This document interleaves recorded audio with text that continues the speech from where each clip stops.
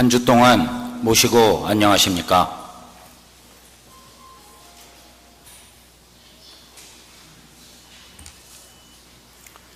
지금부터 포덕 157년 6월 12일 시일식을 봉행하겠습니다. 청수를 봉전하겠습니다. 청수봉전은 심화당 한정희 동덕께서 하겠습니다. 청수봉전.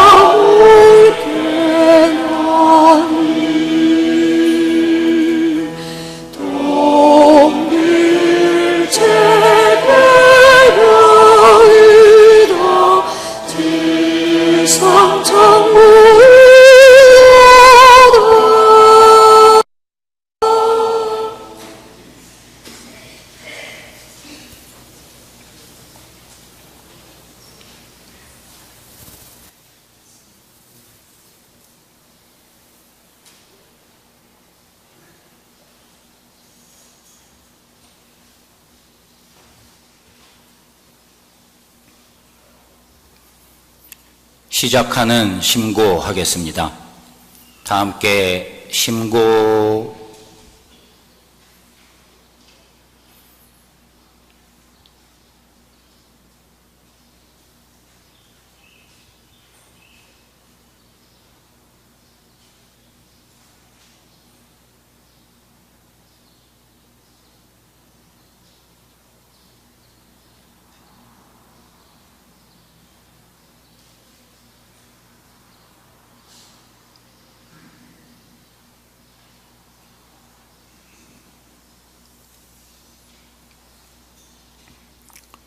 주문 3회병송 하겠습니다.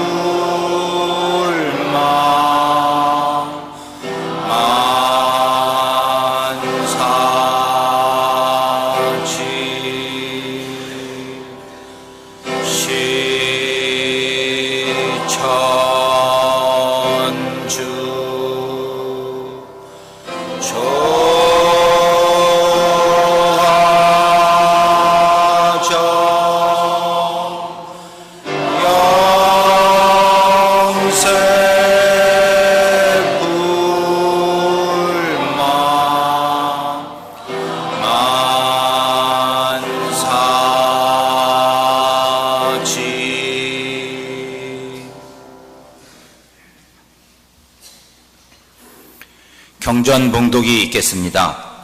오늘 경전봉독은 권학가 6절에서 10절까지를 성수당 박징재 여성회장께서 봉독하겠습니다. 경전 207면입니다.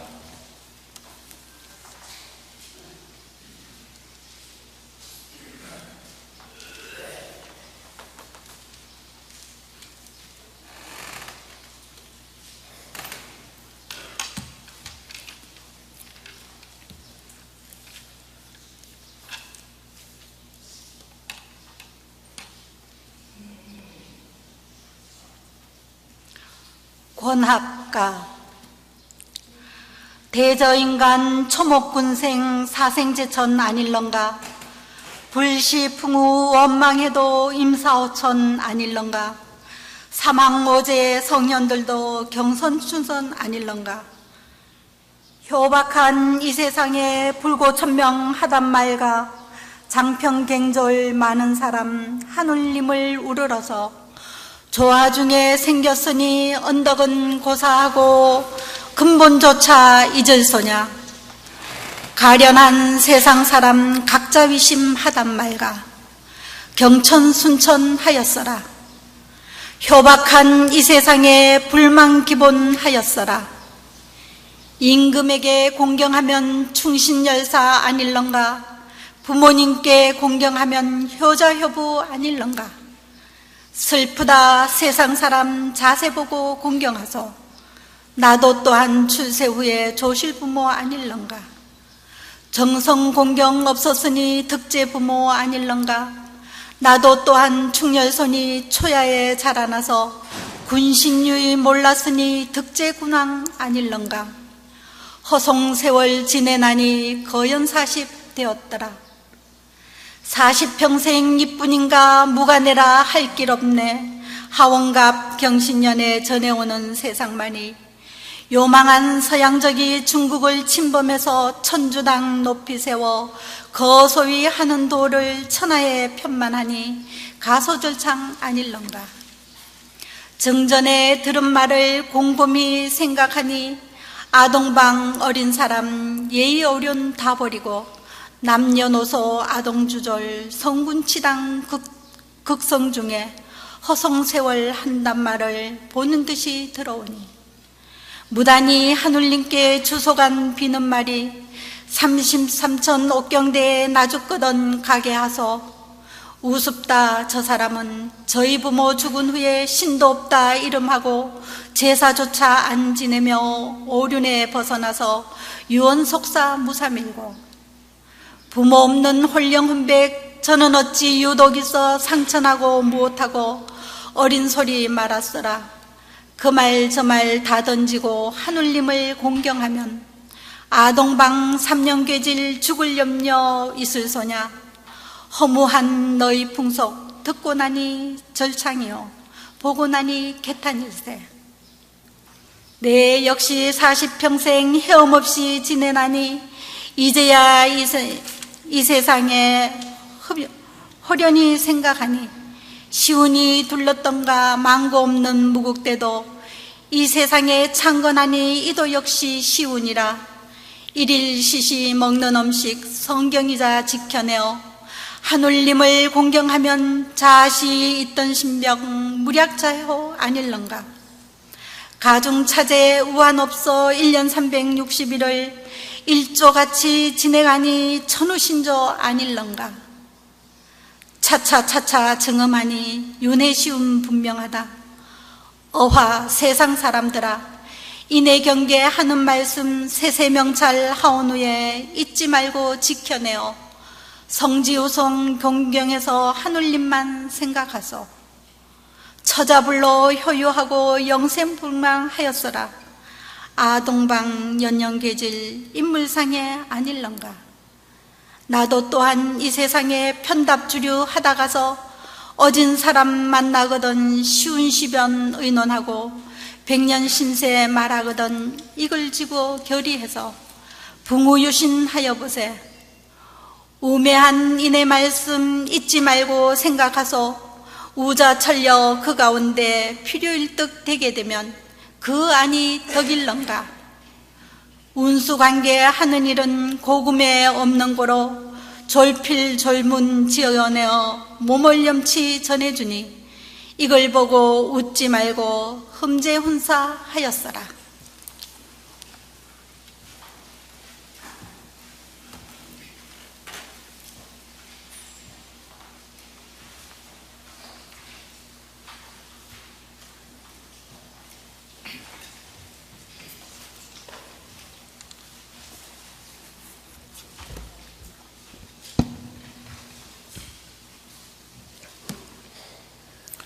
천독송 합창하겠습니다. 오늘 부르실 천독송은 제8장 권악가 기2 1절에서 3절까지입니다. 합창단 선창 후에 다 함께 부르겠습니다.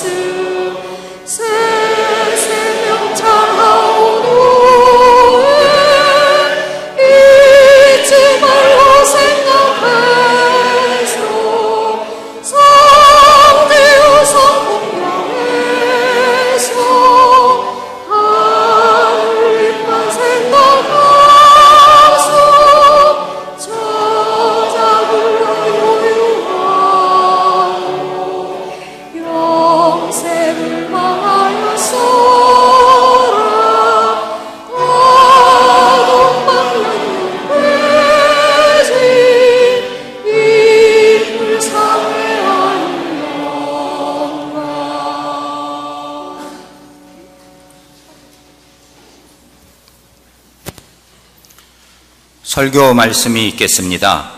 오늘 설교는 이명진 종합대학원장께서 동학혁명 국가기념일과 천도교의 역할이라는 제목으로 말씀하시겠습니다.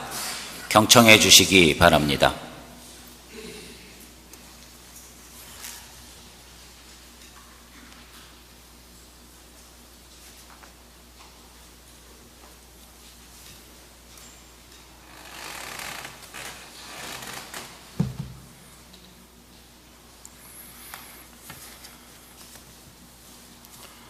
오시고 안녕하십니까. 종합대학원 원장인 임형진입니다. 오늘 이 무더움을 잠시 식혀주는 그 소나기가 내린 직후입니다. 그러다 보니까 조금 우리들 마음도 한결 좀 여유로워진다고 그럴까? 그런 감이 없잖아 드는 날이네요. 요즘 그 젊은이 아이들에게 가장 유행하는 말이 있다면 아마 헬조선이라는 말일 겁니다. 헬조선. 헬이라는 영어 단어는 지옥이라는 뜻이고 조선이라고 썼어요. 그래서 왜 조선이냐? 일테면은 지옥 같은 대한민국이 아니고, 그러니까 헬 한국이 아니고 왜 헬 조선이냐? 참 아마 처음 듣는 분들은 낯설어 하실 수도 있을 겁니다. 왜 아이들이 헬 조선이라는 말을 쓸까? 헬 한국, 헬 대한민국이라 하면 이해가 되는데 왜 헬 조선이라고 그랬을까? 거기에는 사실 이런 깊은 뜻이 담겨 있습니다. 조선시대와 다른 바 없는 우리 사회에 지금 엄청나게 심화되어 있는 갈등 구조라고 그럴까요? 아니면 신분 상승이 봉쇄되어 있는 조선시대가 바로 그런 사회 아니었습니까? 조선시대야말로 양반과 평민과 천인이 명확히 구별되어 있어갖고 신분 상승이라는 것이 거의 불가능했던 사회였습니다. 그런데 오늘 대한민국이 바로 그 신분 상승을 불가능하게 만드는 그런 조선 같은 사회라는 겁니다. 그런데 조선에서도 가장 지옥 같은 상황, 지금이 바로 그렇다. 그래서 지금 헬 조선이다라는 듣기에 따라서는 정말 가슴 아픈 그런 이야기들을 지금 젊은이들이 많이 하고 있습니다. 그래서 그랬나요? 바로 얼마 전에, 한 2주 전의 사건이었죠. 서울 구의역에서 지하철 스크린도어를 수리하던 19살 먹은 청년이, 그 청년은 올해 고등학교를 졸업했더라고요. 그러니까 20살이라고 그러긴 하지만 그래도 만으로 따지면 19이죠. 20살도 안 된 청년이 그 스크린도어 고장난 거를 수리하다가 들어오는 지하철을 보지 못하고 스크린도어와 그 지하철의 틈바구니에 껴서 사망한 참 가슴 아픈 사건이 발생했습니다. 이미 매스컴을 통해서 다 여러분 아시겠습니다만은 그 청년이 우리들을 가슴 아프게 하는 것은 그 청년의 가방 속에서 나왔다는 그 공구들과 함께 이른바 장갑, 또 스패너, 드라이버, 이런 그 공구들과 함께, 그가 일하는 그런 공구들과 함께 컵라면이 나왔다는 거 아닙니까?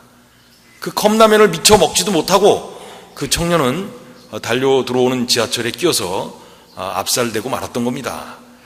참으로 정말 우리들 가슴을 멍하게 해줄 수뿐이 없는 그 컵라면의 얘기를 들으면서 사람들의 마음은 참 통탄에 빠졌죠.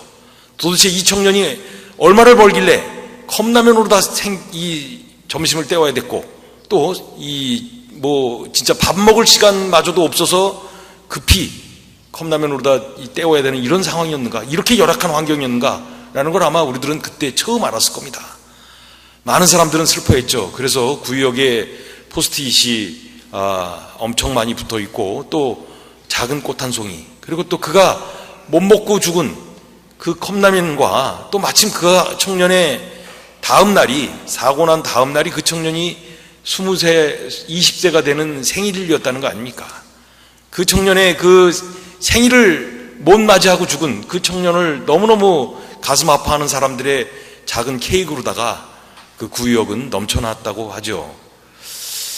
이 슬픈 소식을 듣고 참으로 우리 기성세대들은 글쎄요 기성세대라고 해야 되나요? 아니면 기득권층이라고 할까요?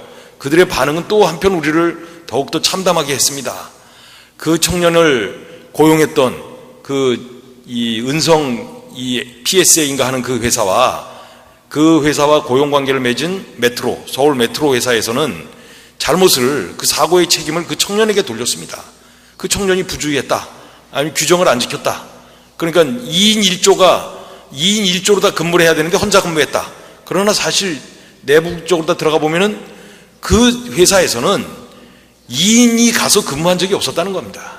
다 1인 혼자서 근무를 했다는 거예요. 그건 그만큼 인건비 아끼려고 그랬다는 겁니다.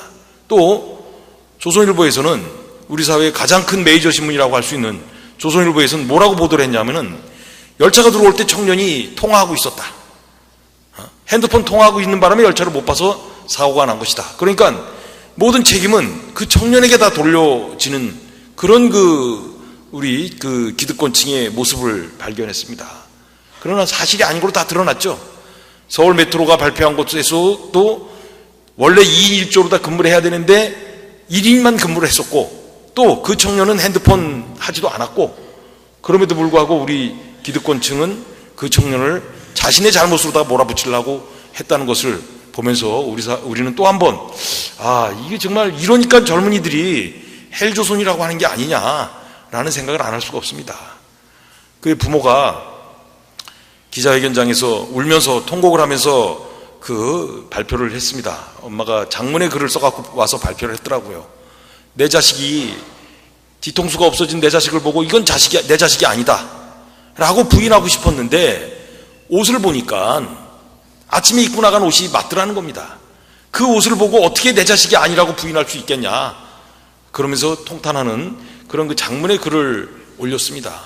아마 여러분들도 지금도 인터넷에서 찾아보시면 누구든지 읽어보실 수 있을 겁니다. 이렇게 한편에서는 청년들이 참 어처구니 없는 일로도, 그 청년이 정말 한 달에 144만 원 받았다는 거 아닙니까? 그 144만 원에서도 100만 원은 적금 붓고, 적금 6개월 붓다고 그러더라고요. 6개월 붓고, 그리고 나머지 44만 원 갖고 그 청년은 한 달을 생활해야 되니까 거기서 또 뭐 자기 동생 용돈도 주고, 그러다 보니까 컵라면으로 다뿐이 때울 수뿐이 없는 이런 현실이 바로 우리 사회 현실이죠. 그러나 또 한편 이런 참 우리들로 하여금 정말 가슴 아프게 하는 사연이 있는가 하면은, 또 한편에서는 또 우리들을 통탄하게 하는 사건이 또 발생하고 있습니다. 바로 반대편의 이야기죠. 최근에 아마 여러분들은 가장 많이 회자되는 전직 검사장 두 사람의 얘기를 아마 많이 들으셨을 겁니다. 뭐 이름까지 이 자리에서 거론하지는 않겠습니다만은, 홍모라는 검사와 진모라는 검사장, 검사장이면 우리 사회의 차관급입니다. 굉장히 높은 급입니다. 그런 자리에 있었던 사람이 검사 자리에 있다가 퇴직하고 나와서 한다는 짓이 그야말로 법조 비리의 상징적인, 뭐 말하자면 그 홍 검사장이라는 친구는, 난 그런 친구가 없습니다. 진짜 친구가 아니에요. 그런 사람은, 홍 검사장이라는 그런 사람은 재산 신고할 때 12억 몇 천만 원 신고했다는 겁니다. 검사일 때. 그런데 검사 끝내고 나와서 한 3, 4년 만에 도대체 재산이 얼마나 불어났는지 예측이 안 되는 겁니다. 뭐 상가가 뭐 35채 있고 오피스텔이 뭐 123개가 있다는 거 아닙니까? 그거 말고 또 엄청나게 많은 부동산도 소유하고 있고, 또 그걸 자기 재산 관리를 하기 위해서 원래 처음에는 자기 마누라, 자기 아이들을 모르다가 이름을 만들었겠죠. 그렇게 해서 집도 사고 뭐 오피스텔도 사고 그랬겠죠. 근데 점점 불어나니까 감당할 수가 없으니까 회사를 차렸다는 거예요. 재산 관리하는 회사를. 이게 참 한쪽에서는 이런 일이 벌어지고 있습니다.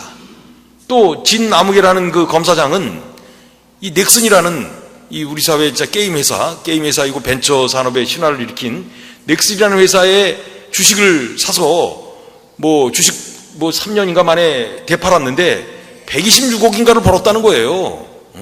근데 그래서 그걸 그 정도 참 투자의 귀재다라고 생각할 수 있습니다. 4억 원을 들여서 4억 원어치 주식을 사갖고 126억을 2년인가 만에 벌었다는 겁니다. 그런데 그 4억이 어디서 났느냐 봤더니 넥슨 회사에서 빌려줬다는 거예요. 이게 뭔 얘기합니까?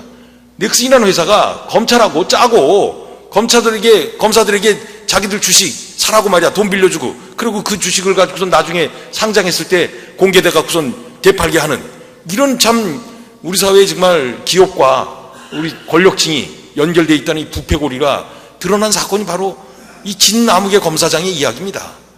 아니, 한쪽에서는 144만 원 받고 컵라면으로다가 끼니를 때워야 되는 청년이 노동을 하고 있는데, 한쪽에서는 저렇게 호합한, 그냥 뭐 억 단위도 아니고 뭐 수백억 단위로 다 저렇게 놀아나가는 이런 모습을 보면서 어찌 청년들이 헬조선이라는 말을 안 할 수 있겠냐는 거죠.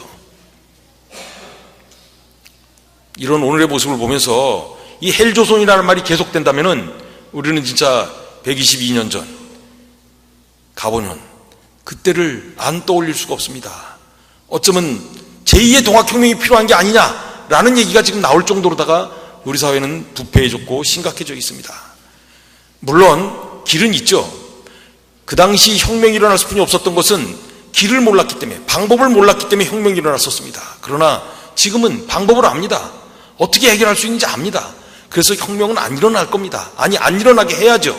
그 방법을 모색해야 되니까요. 여러분, 이미 매스컴을 통해서 뭐 아시다시피 동학혁명 기념일이 확정됐다고 지금 보도가 되고 있습니다. 사실 동학혁명 기념일은 그 122년 전에 순국하신 우리 동학 선배들, 순도 순국하신 그 동학 선배들을 기리는, 또 그들의 정신을 계승하고자 다짐하는 기념일입니다. 그런데 애석하게도 아직까지 국가에서는 기념일을 정하지 않고 있었습니다. 그래서 저마다, 지역마다 다 제각각 기념식을 치르고 있었습니다. 물론 기념식에 가장 앞장서서 기념식을 했던 데는 바로 우리 교단입니다. 1961년에 우리 교단에서 당시 4.19로다가 인해서 사회가 잠시 민주화되는 분위기 속에서 우리 교단에서 앞장서 갖고, 이 선배님들이 앞장서셔 갖고 동학혁명 기념식을 만들자, 동학혁명 기념식을 하자라고 해서, 그럼 어떤 날을 할 것이냐, 학계의 전문가들을 모셨습니다. 그래서 그 전문가들이, 최고의 전문가들이라는 분들이 모이셔갖고 날을 정한 것이 3월 21일 백산대회일이었습니다. 백산대회일로다가, 그래서 1961년 3월 21일서부터 바로 120주년 전까지 우리가 3월 21일 날 기념식을 치러왔습니다. 어떻게 보면 우리나라에서는 최초로다가 동학혁명 기념식을 한 것이고, 또 가장 오랜 전통을 자랑하는 것이 우리 교단이 했던 동학혁명 기념식입니다. 처음 1961년 3월 21일 날 기념식을 할 때는 국무총리가 와서, 국무총리가 아니라 그 당시 허정 내각 수반이 와서 축사를 했었습니다. 그 정도로 이게 엄청난 기념식이었습니다. 그런데 그 이후로다가 점점 우리가 세력이 약화되고 우리가 점점 미세해지다 보니까 아무도 관심을 안 갖고 우리끼리만 하는 기념식보다 전락해버리고 말았죠.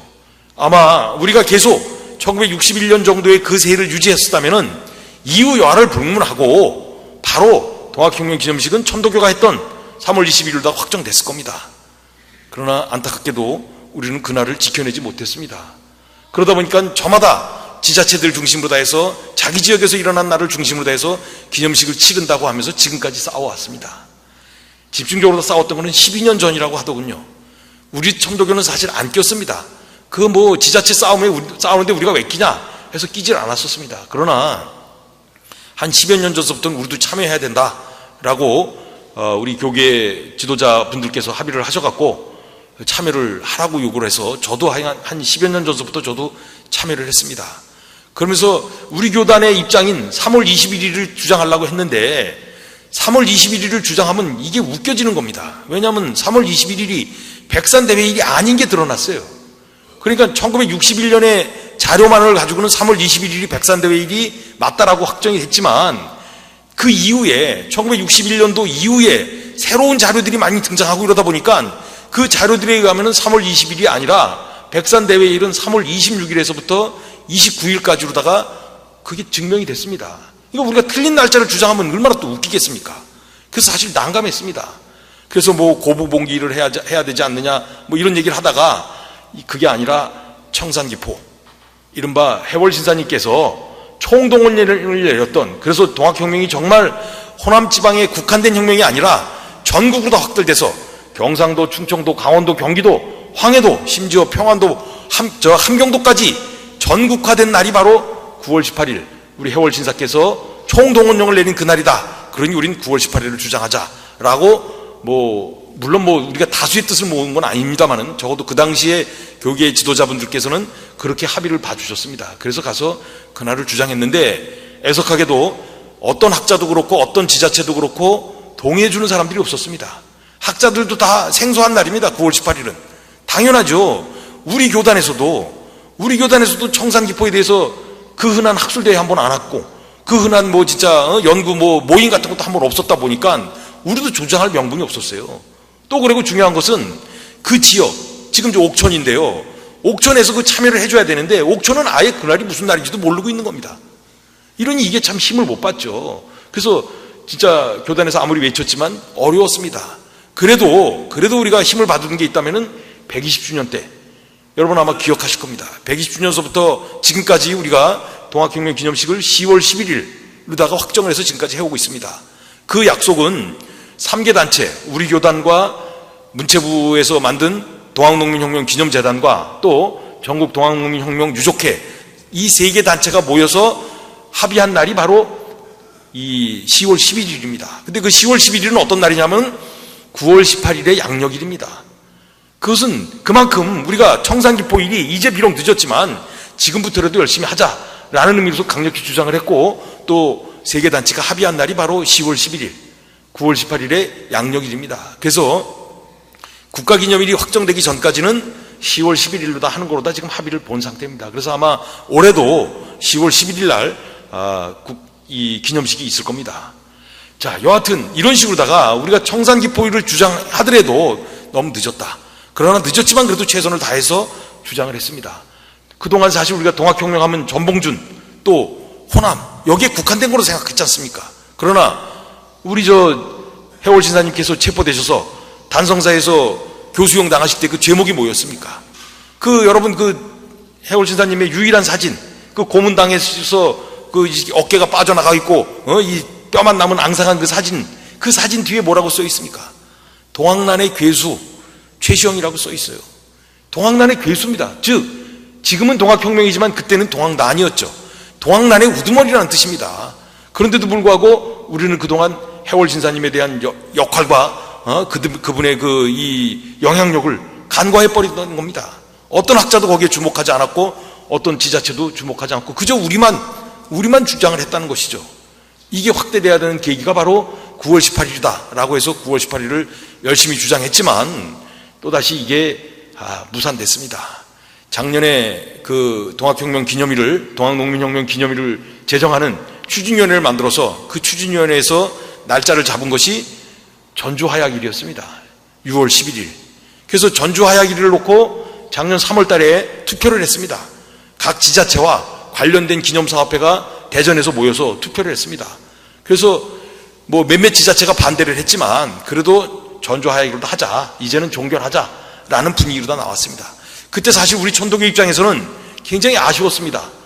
전주화약일에 많은 문제가 있고 사실 전주화약일은 전봉준 장군과 전라감사인 김학진이가 관민상화라고 그래갖고 이 서로 이제 화합하자 해서 합의한 날이 바로 전주화약일인데 실질적으로 보면 김학진이는 그 약속을 해놓고 그 약속을 안 지켰어요. 그리고 도망가 버렸어요. 그러니까 사실은 농민군이 속은 날입니다. 정확히 얘기하면. 그러더라도 그날 전주화약을 계기로 해서 우리가 패정개혁안이라는 걸 발표했다. 그 패정개혁안을 실천하기 위해서 집강소가 설치됐다라는 그 일련의 과정을 놓고 본다면은 전주화약일도 충분히 의미는 있다라고 해서 당시 전주화약일에 대해서 우리 교계에서는 의견은 있었지만 어떤 날이면 어느 날이면 어떠냐? 전주화약일은 우리 동학군이 안 한 것이냐? 이를테면 고부기포소부터 시작을 해갖고 공주 우금치 대회까지 모두가 동학군이 했던 것인데 어떤 특정한 날만 고집해갖고 그날이 중심이어야 된다라고 고집한다는 것이 또 웃기는 것이다. 그러니 받아들이자라는 쪽으로다가 합의가 작년에 우리 교계에서는 어느 정도 됐습니다. 그래서 전주화약일도 하려고 그랬어. 그 합의가 돼서 문체부에다 그걸 넣었는데 지자체에서 반대가 극심했습니다. 이른바 이 전라북도 정읍과 부안이라는 그 두 도시가 아주 반대가 심했습니다. 그러니까 곤혹해진 문체부가 다시 이건 안 되겠다. 민간단체에 맡겼기 때문에 이런 일이 생겼으니까 정부가 직접 나서서 하겠다라고 하면서 각 지자체와 또 관련 기념사업회에다가 너희들이 그럼 추천할 수 있는 학자들을 추천해달라라고 해서 추천을 받았습니다. 그래서 추천돼서 모인 학자들이 11명이었습니다. 우리 종단을 대표해서는 성주현 박사하고 제가 참여를 했습니다.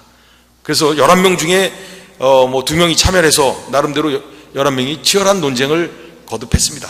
그래서 바로 그 지난달 말 5월 30일 날 최종적으로다가 투표까지 했습니다. 표결까지 했습니다. 11명이 표결을 거친 끝에 최종 날짜를 2날짜를 정해서 문체부에다가 올려보냈습니다. 그리고 우리는 손 띈다. 이제부터는 문체부가 해라. 그리고 우리들이 다 서약서를 쓰고 나왔습니다. 이 문제에 대해서는 문체부가 공식적으로 다 발표하기 전까지는 일체 뭐 나서서 얘기하지 않겠다라고 이 서약서를 쓰고 나왔습니다. 회의 끝나자마자 뭐 지자체 이런 데서 엄청 전화가 왔지만 다 약속을 지킨다고 입 다물고 있었습니다. 그런데 뭐 지자체 입장에서는 또 그 관련된 기념사업회 입장에서는 그게 또 초미의 관심이었던 모양입니다. 어떻게든지 알아냈더라고요.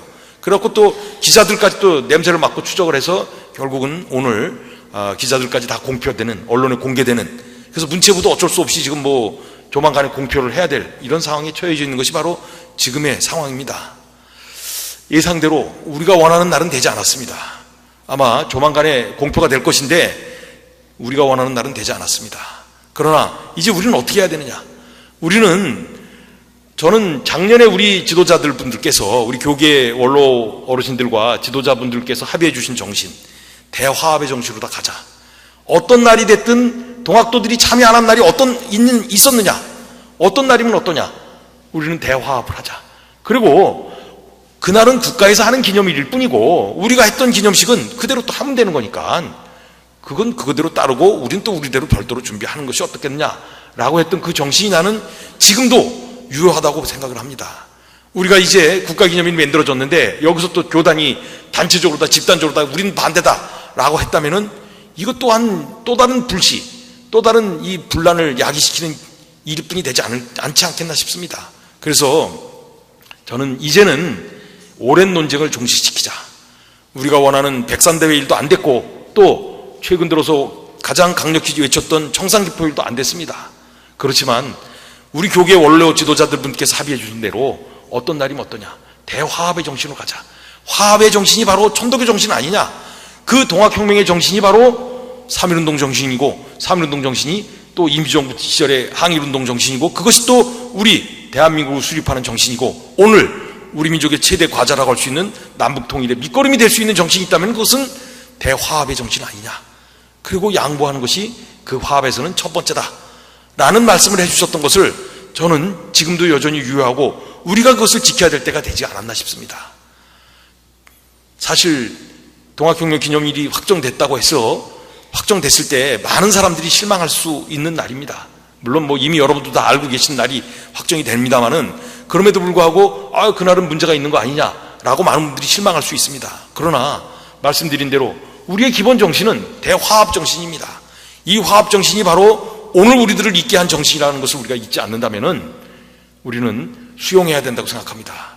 그래서 수용함으로 인해서 이 화합과 양보의 정신으로다가 우리가 중심이 되는, 아니 동학혁명 기념식이 거행되면은 그 자리는 우리가 차지하지 않겠습니까? 지금도 여러분 저 기념식 한다고 했을 때 우리 120주년 때도 그렇고 작년 121주년도 그렇고 거기 모인 사람들, 기념식장에 모인 사람들이 대부분 우리 교인들 아닙니까? 우리들이 중심이 될 수는 없습니다. 국가기념일이 만들어진다 하더라도 그 자리에 초청받아서 가실 분들은 역시 우리 교인들입니다. 그러니 우리가 주인인 셈입니다. 형식에 구애받지 말고 내용이 중시한 것인 만큼 내용에 우리가 충실하자라는 생각을 가진다면은 저는 어떤 날이 됐더라도 우리는 받아들일 자세가 되어 있다라고 저는 생각을 합니다. 비록 이 동학혁명의 기념일이 이제 확정되고 아마 내년부터는 그 날짜에 아마 국가에서 하는 기념식이 거행될 거라고 믿습니다. 그러면 우리는 그 자리에 주인공으로서 참석을 하는 겁니다. 그리고 그 자리에서 우리 선배들이 외쳤던 정신, 우리 선배들이 만들고자 했던 세상, 그것을 위해서 우리가 어떻게 하고 어떤 준비를 해야 되고 어떤 마음가짐을 가져야 되고 어떤 실천을 해야 되는지를 이제 생각하는 때가 와야 되지 않는가 싶습니다. 당시 손에 죽창뿐이 없었지만 죽창 들고 나가서 싸워봐야 일본군과 관군이 쏘는 총알에 또 일본군은 더군다나 스나이더 총하고 그 스나이더 총은 뭐 완전히 그 백발백중인 총입니다. 또 거기다 기관단총까지 갖고 왔습니다. 그런데 죽창 들고 덤비는 거 죽는 거 번연히 압니다. 그렇지만 그 사람들은 들고 일어났습니다. 왜 자신이 죽는 걸 알면서도 총알이 날아오는 그 전쟁터에 뛰어나갔겠습니까? 나는 비록 죽지만 내 다음 세대, 내 새끼 세대에는 사람이 하늘처럼 대접받는 세상, 그 세상 만들고 싶다. 그런 세상에서 내 새끼들은 살게 해주고 싶다라는 그 소망 하나 아니었겠습니까? 이제는 우리 차례가 아닌가 싶습니다. 비록 총알이 난무하는 시대는 아니지만, 또 우리 손에 죽창만이 들려있는 건 아니지만, 그러더라도 우리들의 그 정신은 영원히 계승될 것이 아니냐. 그래서 우리들이 그야말로 122년 전에 외쳤던 사람이 하늘처럼 대접받는 인내천 세상을 향해서 우리들이 앞장섭시다. 그러기 위해서라도 저는 양보하고 화합하는 정신이 가장 필요한 때가 바로 지금이 아닌가 싶습니다. 우리 경전 말씀에 스스로 잘난 체하고 높은 체하는 마음을 개벽고자 한다면 모실 시자로 개벽하라고 했습니다. 맞습니다. 모신다는 것보다 더 중요한 것이 어디 있습니까? 모심보다 더 기묘하고 모심보다 또 우리 교인들 가슴속에 깊이 새겨져 있는 글자는 없다고 생각합니다. 모심의 정신이야말로 양보의 정신이고 화합의 정신이 아닌가 싶습니다. 이 정신이 동학혁명 국가기념일 제정에도 그대로 반영돼야 되고, 또 그 정신이 이 시대에 살아있는, 이 시대의 대국민 화합과 그리고 남북통일이라는 이 대과제 앞에서 우리 천도교인들이 할 수 있는 가장 큰 역할이 아닌가 싶습니다. 육신관념을 성령으로 개벽하라고 했습니다. 모두 열심히 수도하시도록, 또 열심히 수도하셔서 우리의 육신이 또 관념이 성령으로다가 개벽될 수 있는 그런 순간을 맞이하시길 바랍니다. 이것으로 설교를 마치도록 하겠습니다.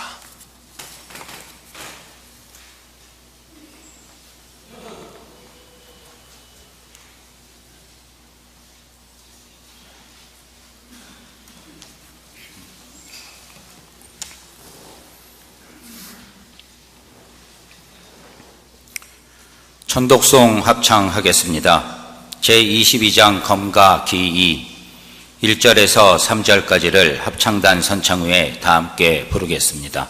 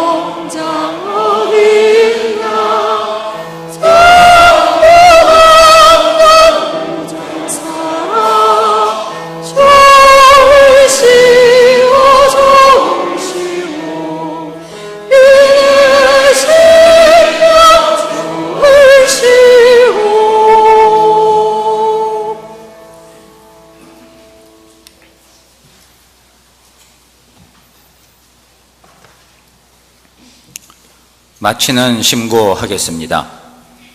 다 함께 심고.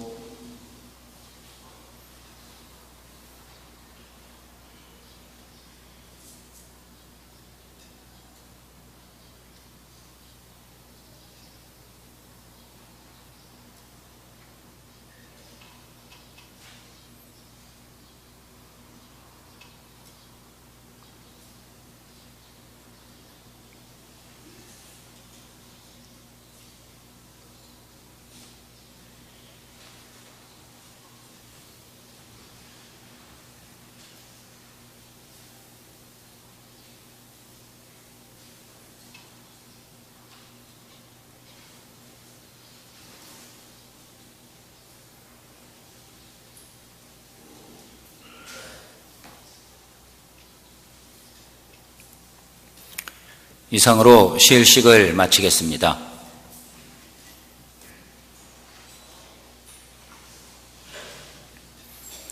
주문 20일에 합송하겠습니다.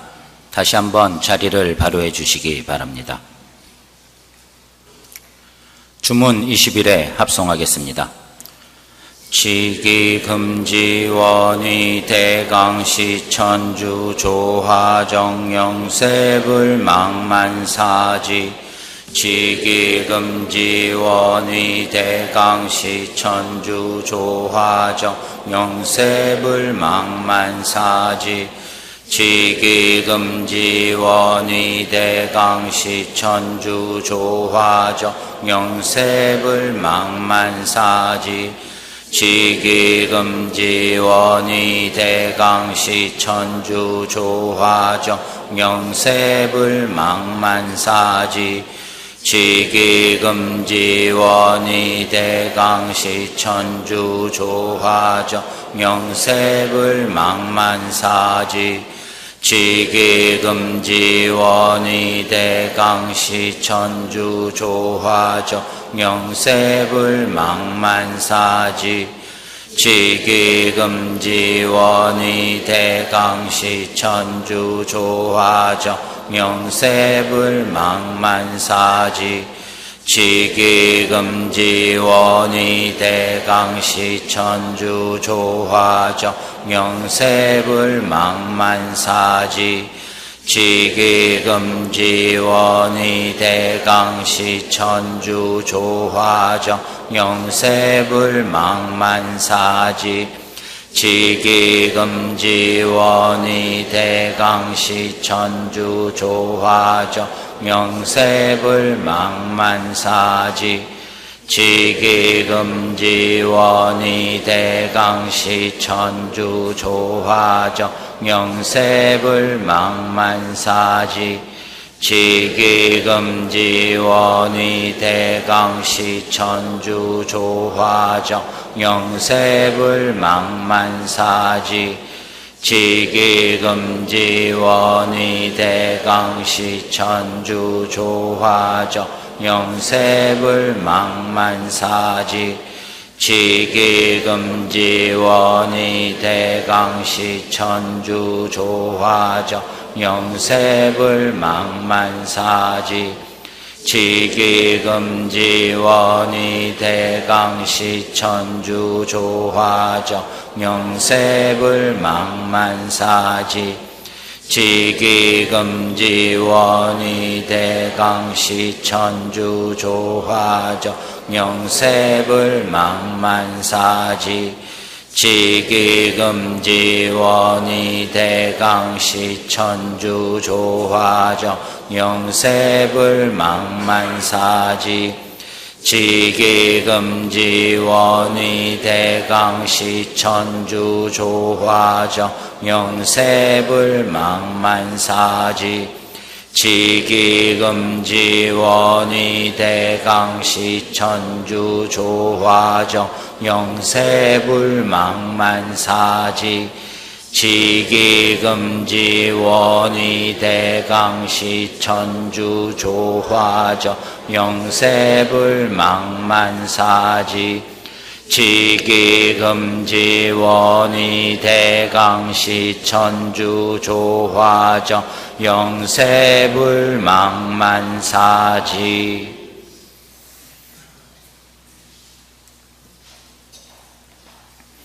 경전합독하겠습니다.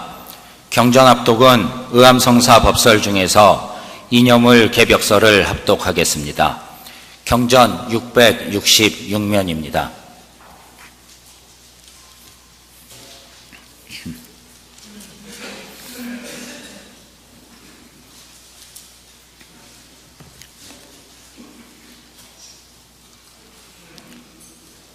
이념을 개벽설.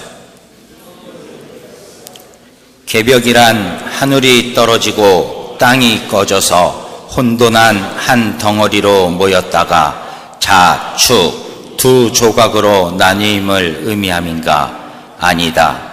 개벽이란 부패한 것을 맑고 새롭게, 복잡한 것을 간단하고 깨끗하게 함을 말함이니, 천지 만물의 개벽은 공기로서 하고 인생 만사의 개벽은 정신으로서 하나니 너희 정신이 곧 천지의 공기이니라.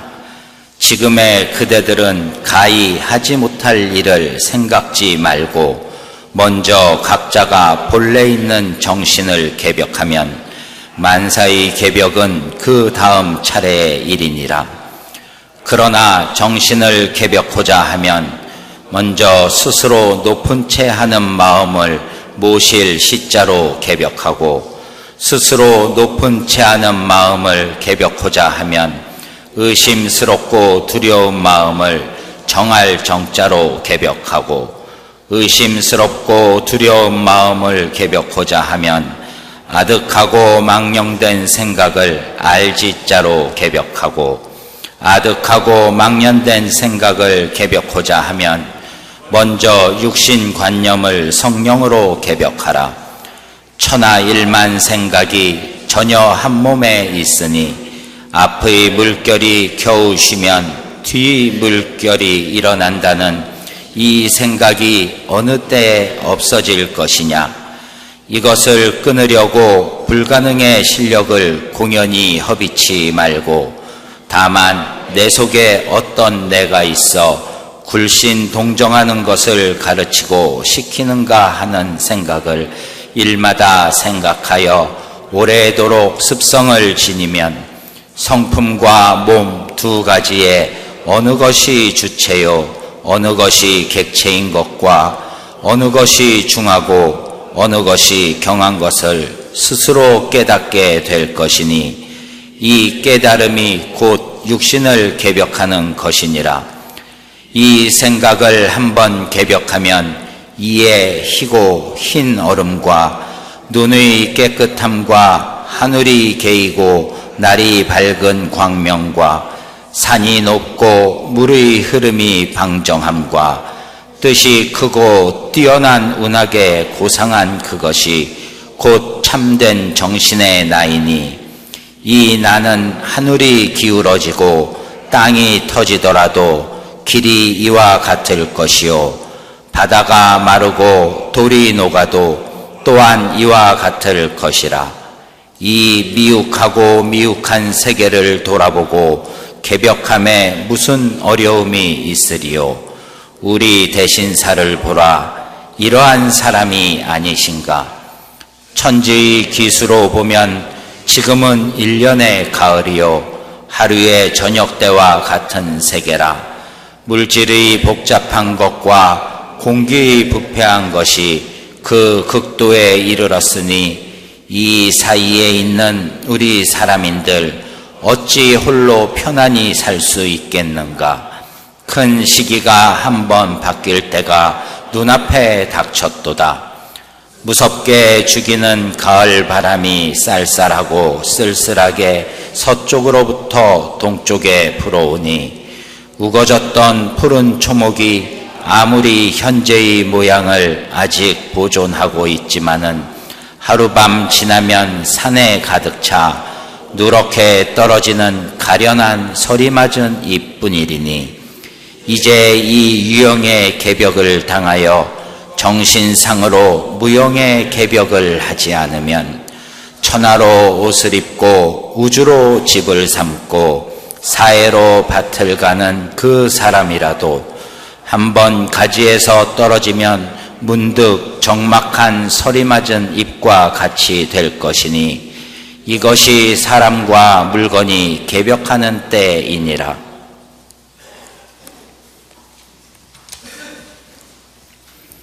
실식을 마치면서 몇 가지 알려드리는 말씀 전해드리겠습니다. 여성의 본부에서 알려드리겠습니다. 여성의 본부 목요교리 강좌에 대해 알려드리겠습니다. 여성의 본부에서는 이번 주 목요일인 6월 16일부터 7월 7일까지 매주 목요일마다 오후 2시부터 수뇌관 907호에서 혀감 김혁태 선도사를 모시고 동학 천도교 여성을 주제로 목요교리 강좌를 봉행합니다. 4차례에 걸쳐 진행하는 목요교리 강좌에 여성의 여러분과 교인 여러분의 많은 관심을 부탁드립니다. 여성의 본부 의동 주말 수련에 대해 알려드리겠습니다. 이번 주말인 6월 17일과 18일은 주말마다 의동 주옥경 교육관에서 진행하는 여성의 본부 의동 주말 수련에 서울교구 여성회가 진행하는 기간입니다. 자세한 내용은 서울교구 여성회 사무실로 문의해 주시기 바랍니다. 서울교구에서 알려드리겠습니다. 서울교구에 알려드리는 말씀은 소암 김인환 교화부장이 직접 나와서 알려드리겠습니다.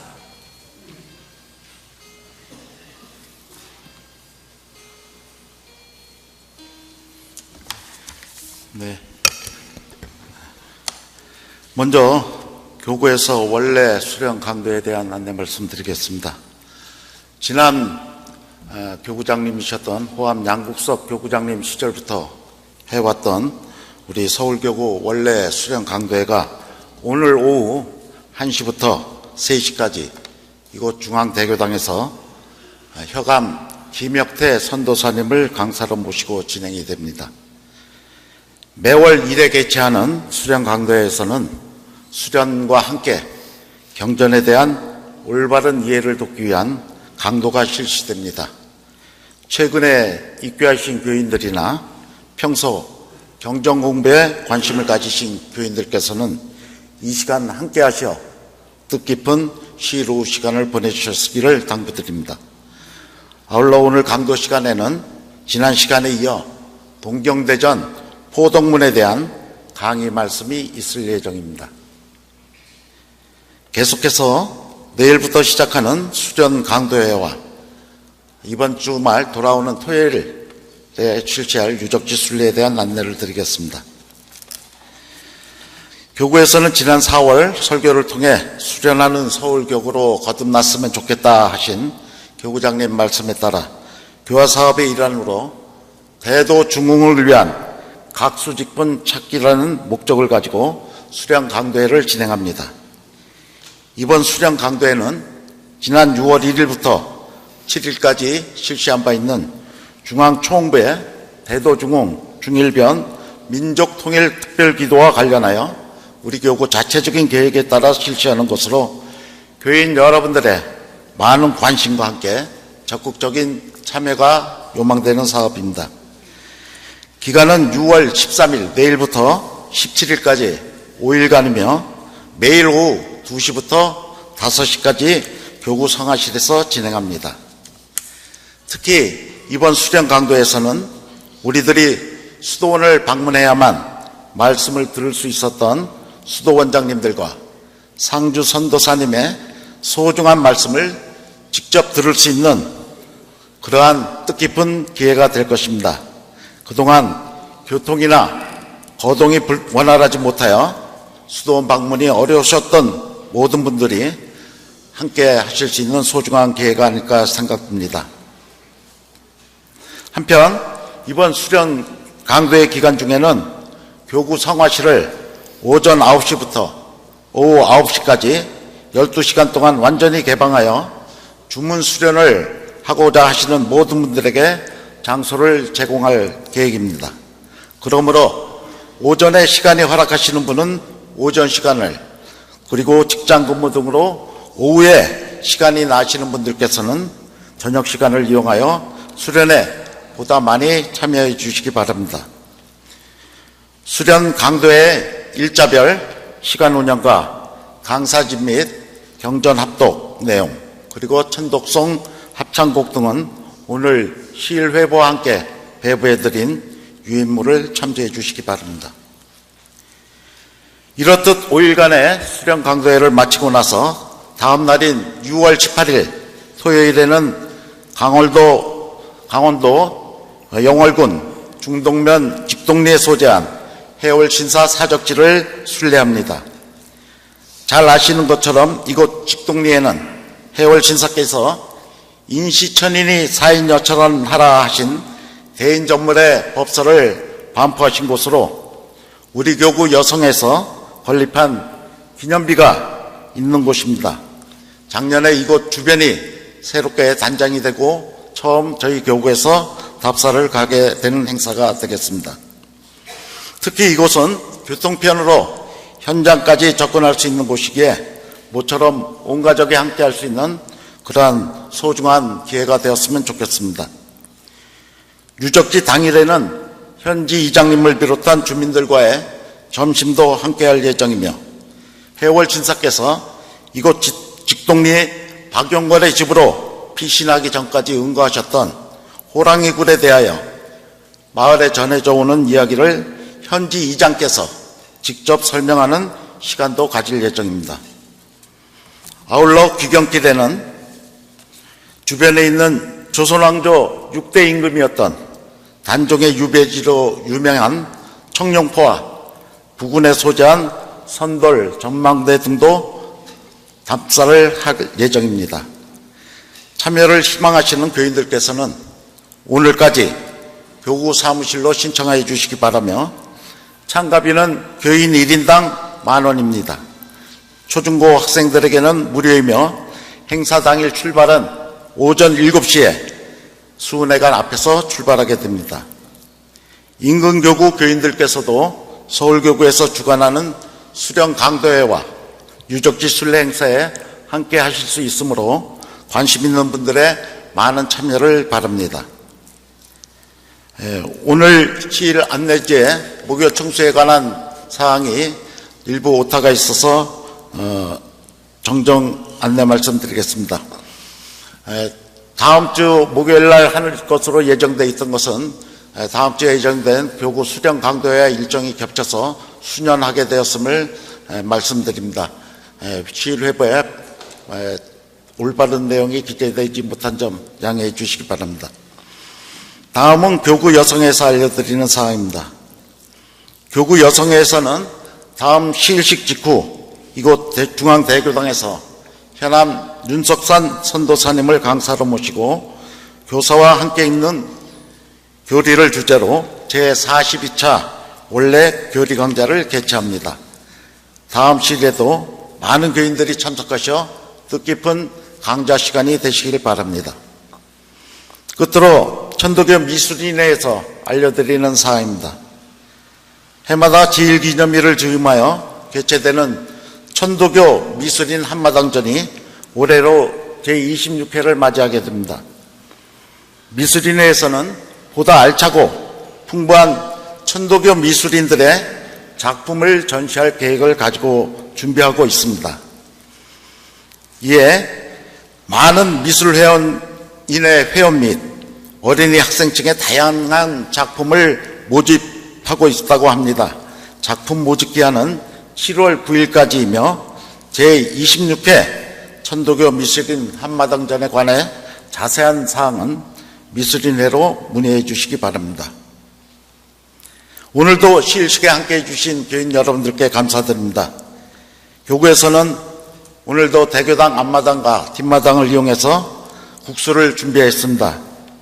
시일식 후 모두 맛있는 점심을 드시고 도담 나누시기 바랍니다. 교구 식당은 교인들의 정성어린 성금에 의해 운영되어지고 있습니다. 한 사람 한 사람의 정성이 모아져 보다 많은 이웃들과 정겹게 나눌 수 있는 한 끼니가 되었으면 좋겠습니다.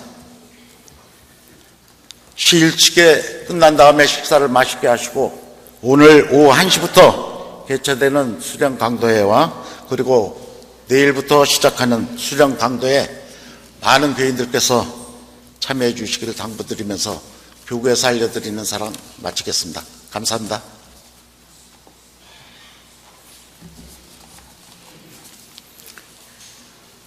이상으로 시일식 및 알려드리는 말씀을 모두 마치겠습니다. 즐거운 시일 오후 보내시기 바랍니다.